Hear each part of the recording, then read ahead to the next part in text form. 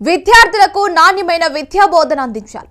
హైదరాబాద్ జిల్లాలో విద్యా ప్రమాణాలను మరింత మెరుగుపరచాలనే లక్ష్యంతో జిల్లా కలెక్టర్ డాక్టర్ ప్రియాంక తీసుకున్న కీలక నిర్ణయాలు ఇప్పుడు విద్యా వ్యవస్థలో కొత్త దిశను చూపిస్తున్నాయి. కలెక్టరేట్ కాన్ఫరెన్స్ హాల్లో నిర్వహించిన సమీక్ష సమావేశంలో భాగంగా ఆమె విద్యాశాఖ అధికారులకు ఇచ్చిన ఆదేశాలు విద్యార్థుల భవిష్యత్తుపై ప్రభుత్వ కట్టుబాటును స్పష్టంగా తెలియజేస్తున్నాయి. జిల్లాలో ఉన్న 2886 పాఠశాలల్లో సుమారు 9,53,850 మంది విద్యార్థులు విద్యను అభ్యసిస్తున్నారని, ఇది ఎంతో పెద్ద బాధ్యత అని కలెక్టర్ గుర్తు చేశారు.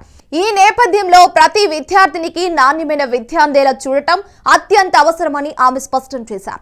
ముఖ్యంగా పాఠశాలల్లో ఉపాధ్యాయుల కొరత, ఖాళీల భర్తీ, విద్యార్థుల హాజరు శాతం, పరీక్షల ఫలితాలపై ప్రత్యేక దృష్టి పెట్టాలని అధికారులను ఆదేశించారు. అంతేకాకుండా మధ్యాహ్న భోజన పథకం అమలుపై కూడా కలెక్టర్ గట్టిగా స్పందించారు. జిల్లాలో 800 పాఠశాలల్లో ఈ పథకం అమలవుతూ 57,387 మంది విద్యార్థులు లబ్ధి పొందుతున్నప్పటికీ అందిస్తున్న భోజన నాణ్యతపై ఎలాంటి రాజీ ఉండకూడదని స్పష్టం చేశారు. విద్యార్థుల ఆరోగ్యం నేరుగా వారి చదువుపై ప్రభావం చూపుతుందని ఆమె పేర్కొంటూ మెను పాటించడమే కాకుండా ఆహారంలో పోషక విలువలు కూడా ఉండేలా చూడాలని సూచించారు. ప్రతి పాఠశాలలో భోజనాన్ని నిరంతరం తనిఖీ చేస్తూ ఏ చిన్న లోపం ఉన్నా వెంటనే చర్యలు తీసుకోవాలని ఆమె ఆదేశించారు.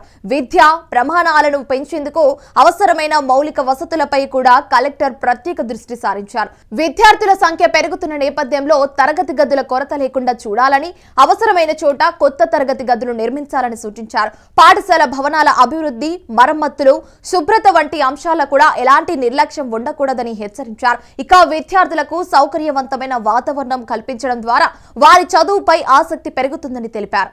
విద్యార్థుల పురోగతిని సమీక్షించేందుకు పేరెంట్స్ కమిటీ సమావేశాలను కూడా తరచూ నిర్వహించాలని కలెక్టర్ సూచించారు. ఇక తల్లిదండ్రులు, ఉపాధ్యాయులు, అధికారులు కలిసి విద్యార్థుల అభ్యాసాన్ని విశ్లేషిస్తే మెరుగైన ఫలితాలు సాధ్యమవుతాయని పేర్కొన్నారు. ప్రతి విద్యార్థి అభివృద్ధి ఒక సమిష్టి బాధ్యత అని అందరూ కలిసి పనిచేస్తేనే మంచి ఫలితాలు వస్తాయని ఆమె అభిప్రాయపడ్డారు. ఇక బోధనలో ఆధునిక సాంకేతిక పరిజ్ఞానం వినియోగంపై కూడా కలెక్టర్ దృష్టి పెట్టారు. ముఖ్యంగా కృత్రిమ మేధస్సు, AI వంటి టెక్నాలజీలను విద్యలో ప్రవేశపెట్టడం ద్వారా విద్యార్థులలో సృజనాత్మకత పెరుగుతుందని, నేర్చుకునే విధానం కూడా మరింత సులభమవుతుందని తెలిపారు. ఇక digital learning, smart class rooms వంటి విధానాలను అమలు చేయాలని అధికారులను ఆదేశించారు. ఇది భవిష్యత్తులో విద్యార్థులను పోటీ ప్రపంచానికి సిద్ధం చేస్తుందని ఆమె అభిప్రాయపడ్డారు. సమగ్ర శిక్ష అభియాన్ కార్యక్రమాన్ని పూర్తి స్థాయిలో అమలు చేయాలని కలెక్టర్ స్పష్టం చేశారు.